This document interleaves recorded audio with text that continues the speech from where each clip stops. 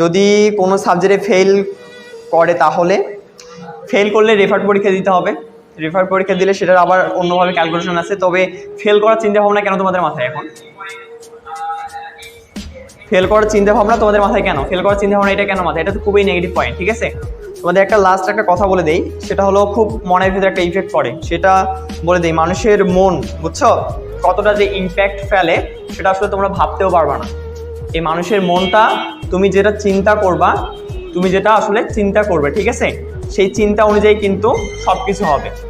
মনে করো যে তুমি চিন্তা করলে যে তুমি ফেল করবা এই সেমিস্টারে, বা তুমি ম্যাথে কোনোভাবে পারতেছো না, ম্যাথমেটিক্স 2 এর ক্যালকুলাস কোনোভাবে বুঝতেছো না, তুমি ফেল করবা, কিংবা ফিজিক্সের কোনো একটা টপিক বুঝতেছো না, ওটা পারবাই না, তো তুমি আসলে ওটা পারবাই না।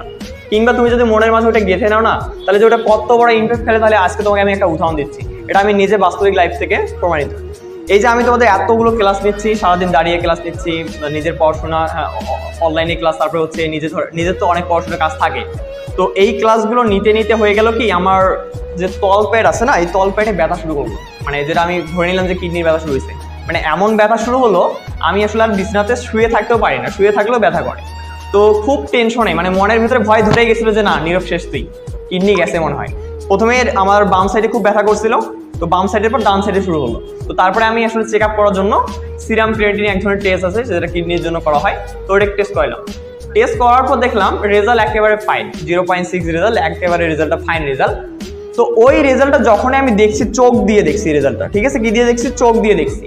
চোখ দিয়ে দেখার পর মনে এমন ইনফেক্ট পড়ে গেছে না, আর ওই দেখার পর আর কখনো ব্যথাই করেনি, এখন পর্যন্ত আর ব্যথাই নাই।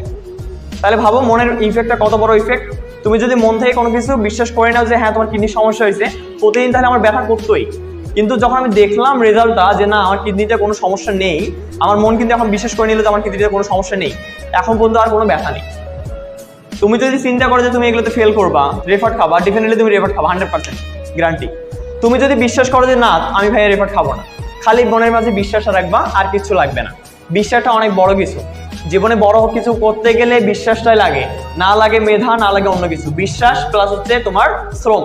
ওকে, এই এতটুকু ধরে রাখবা এবং কন্টিনিউয়াসলি কাজ করে যাবে। সো আজকে আমার এই বাস্তবিক গল্পটা তোমাদের আশা করি উপকৃত হবা তোমরা শুনে, কারণ এটা আমি নিজে ভাইয়া প্রমাণিত, কিছুদিন আগে টেস্টটা করাইলাম, যেটা কিনা আমার লাইফের সাথে নিজের সাথে ঘটেছে। তো আমরা আজকে লাইফ থেকে এখানে বিদায় নেব, ইনশাল্লাহ দেখা হচ্ছে আগামী পর্বে কোনো একটা নতুন টপিক নিয়ে। ভবিষ্যতে আশা করি তোমরা সবাই অনেক ভালো ইঞ্জিনিয়ার হও, এই প্রত্যাশা রেখে আজকে লাইভ ক্লাসটি আমরা শেষ করছি।